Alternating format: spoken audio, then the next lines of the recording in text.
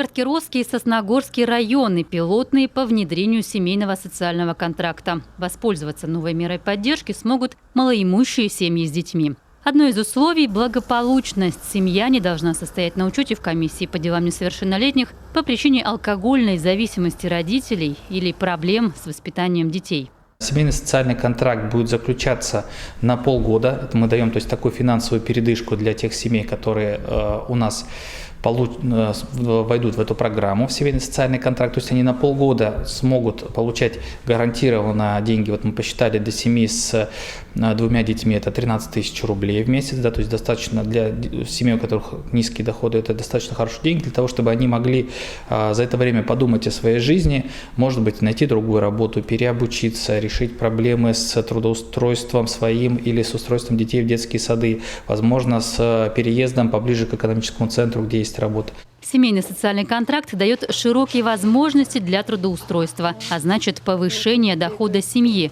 Пособие можно потратить на повышение квалификации, переобучение, прохождение платной медкомиссии, проезд к месту трудоустройства. Разработан специальный перечень из 36 вариантов, из которых каждой семье подбирается подходящий. Мы примерно представляем себе, как бы мы должны были действовать, чтобы предложить семьям в различных районах новую работу. Поэтому не случайно, что Сосногорский и Карткировский районы – это те первые пилоты районов, которые находятся вблизи крупных центров Сыктывкара и Ухты, но в то же время испытывают значительную нагрузку из-за большого количества безработных. Сейчас потенциальные получатели новой поддержки более 1300 семей в 2 муниципалитетах. Это 94 миллиона рублей из республиканского бюджета. Авторы идеи надеются, что семейный социальный контракт положительно отразится и на демографических показателях, и в случае успешного опыта будет применяться на территории всего региона.